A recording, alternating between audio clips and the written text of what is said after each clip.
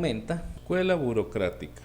La burocracia es una forma de organización humana que se basa en la racionalidad, en la adecuación de los medios a los objetivos pretendidos, con el fin de garantizar la máxima eficiencia en la búsqueda de estos objetivos. Lograr el grado más alto de eficiencia, y en este sentido, es el medio más formal y más racional que se conoce para lograr un control efectivo sobre los seres humanos.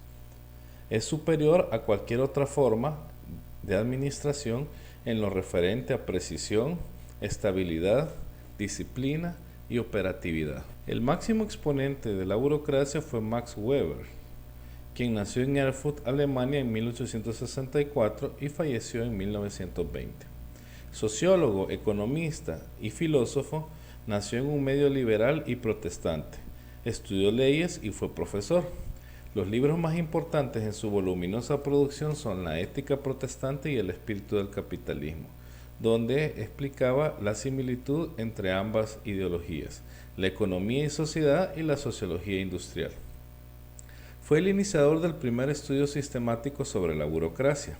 Concibió a la burocracia como el modelo más eficiente que podían utilizar las organizaciones como empresas, dependencias gubernamentales, el ejército y seguidas de las necesidades de la sociedad moderna.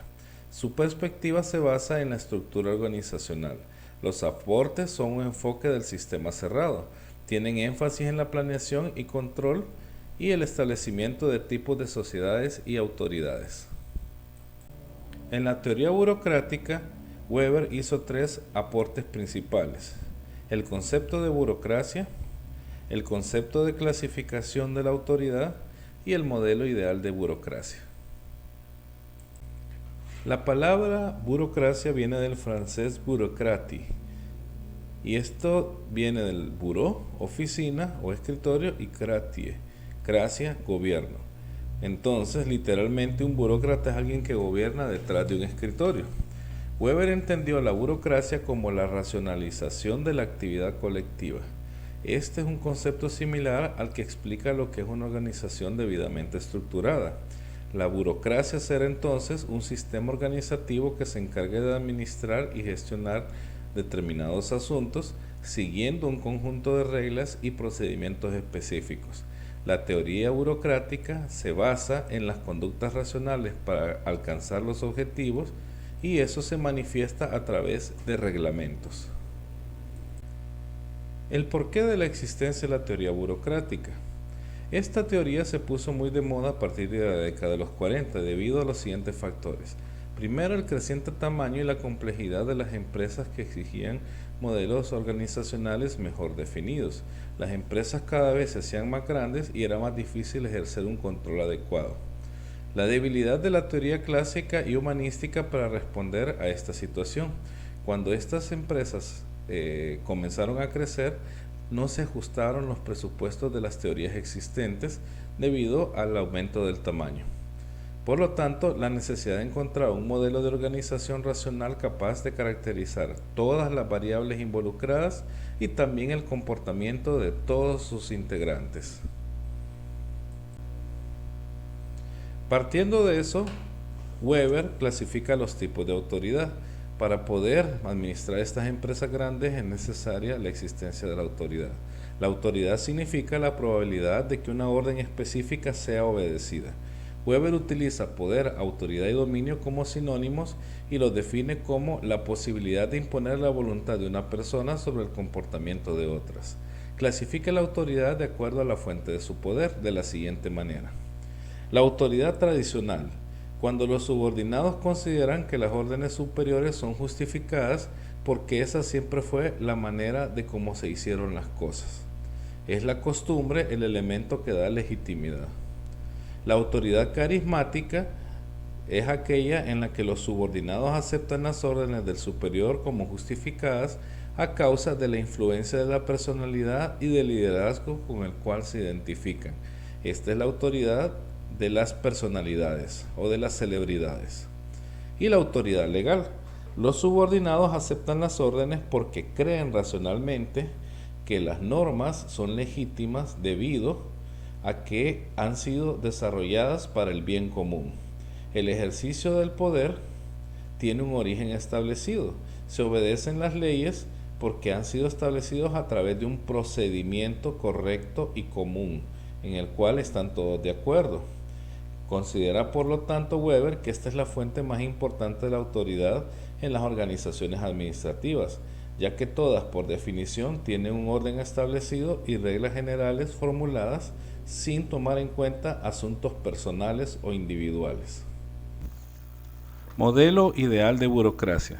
Recordemos que, para Max Weber, burocracia significa racionalización de la actividad colectiva, es decir, una organización racionalmente estructurada. Basándose en ello, un modelo ideal de burocracia debería de comprender las siguientes características. Fundamentalmente, una división sistemática del trabajo. Para lograr los objetivos que se plantean, las organizaciones deben descomponer el trabajo total en sus partes u operaciones elementales, lo que a su vez implica la rigurosa fijación formal de las subáreas y deberes de cada eslabón de la organización. Formalización, estructuración, organización. Las tareas se dividen en porciones. Las competencias se delimitan rigurosamente. Los recursos son utilizados racionalmente en base a la división del trabajo y de las funciones. Ningún empleado puede sobrepasar estos límites o barreras que se le han sido asignados y comenzar a realizar otras funciones. Además, la organización debe estructurarse de acuerdo con una jerarquía de autoridad. La organización debe estructurarse entonces de tal manera que todo empleado inferior esté sujeto al control y supervisión de un empleado de mayor nivel. La labor debe estar regida por reglas abstractas que emanen de la dirección general para lograr la uniformidad y coordinación de la ejecución de toda la organización. De ahí viene también otra característica que es el carácter legal de normas y reglamentos. La labor debe estar regida por reglas abstractas emanadas de la dirección general para lograr la uniformidad y coordinación de la ejecución de toda la organización, previamente establecidas por escrito. El carácter legal viene dado por que las normas están escritas y aprobadas por un ente con la autoridad necesaria. Asimismo, es necesaria la característica de impersonalidad de las relaciones. El poder de cada persona es impersonal, ya que obedece y ejecuta no por consideración a la persona o al superior, sino por el cargo que ocupa. El dirigente ideal debe administrar sin ira ni apasionamiento y por consiguiente sin afección ni entusiasmo. Asimismo, de acuerdo con el estándar racional, descarta la influencia de razones o emociones personales, tanto en el interior de la organización como en lo tocante a sus clientes. Otra característica son las rutinas y procedimientos estandarizados. En una organización debe fijar reglas y normas técnicas para el desempeño de cada cargo. Por lo tanto, todos los procedimientos tienen que realizarse de la misma manera. La persona se acostumbra a una rutina durante el transcurso del día. Una característica más es la meritocracia. La elección de las personas se basa de acuerdo a su competencia y a su capacidad técnica. Todo miembro debe tener una calificación que la protege a sí mismo contra los despidos injustificados, ya que él es la persona más calificada para ese cargo. Otro concepto es la profesionalización, ya que todos los procedimientos son rutinarios y estandarizados. Una vez que la persona domina los procedimientos, se realiza la profesionalización, en la cual los miembros desarrollan un comportamiento esperado y deseado. A eso se le considera una persona profesional. Y por último, el fin principal de la burocracia es evitar la corrupción. Toda esta serie de normas y reglas, de reglamentos escritos y de diseño de puestos impersonales se debe a que es necesario una clara diferencia entre los ingresos de los miembros debido a la fortuna privada y los ingresos otorgados por su trabajo en la organización. Todo esto se hace para evitar que las personas se aprovechen de la organización para sus beneficios personales. Las personas u organizaciones que trabajan con burocracia tienen las siguientes ventajas. Hay una racionalidad con el logro de los objetivos de la organización. Todo el trabajo se hace para lograr los objetivos. Existe una definición precisa entre el cargo y la operación. Cada persona puede entender qué es lo que se espera de ellas y se vuelve algo rutinario. La interpretación inequívoca garantizada del reglamento específico y por escrito. No hay sorpresas, el reglamento ya está escrito, no hay necesidad de nada más que cumplirlo. Uniformidad de rutinas y procedimientos. Continuidad en la organización. Una persona puede continuar o trabajar mucho tiempo en un lugar sin necesidad de ejercitar ningún tipo de cambio.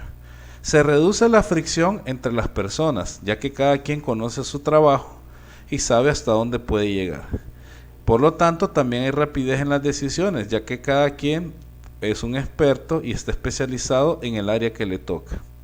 Hay una sola unidad de dirección, desde la cabeza hasta abajo, y se mantiene la disciplina y el orden. Weber también manifestó la posibilidad de que existieran algunas disfunciones. La primera es el exagerado apego a las normas, que impide la iniciativa, la creatividad y el desarrollo de conductas inesperadas cuando la situación así lo requiere.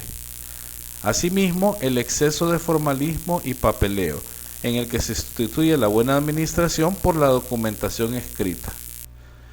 La tercera disfunción es que las personas que pasan mucho tiempo en una burocracia manifiestan una resistencia al cambio y no es fácil que se adapten a situaciones nuevas.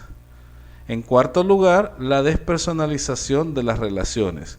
Si bien es deseable algún grado de rigurosidad, no siempre se puede aplicar al pie de la letra y hay situaciones especiales que deben de verificarse. Por último, la categorización como base de la toma de decisiones. La persona que realiza la tarea no opina ni decide las cosas, sino su inmediato superior. Entonces, no se elige por capacidad, sino por posición técnica. Estas disfunciones se dan principalmente cuando se eligen personas inadecuadas para los puestos, sobre todo de dirección. La burocracia, para que funcione, necesita aplicar estrictamente la meritocracia, elegir a las personas por capacidad técnica. Si eso no se da, como sucede muchas veces, la burocracia funciona mal y se cae en cualquiera de estas disfunciones.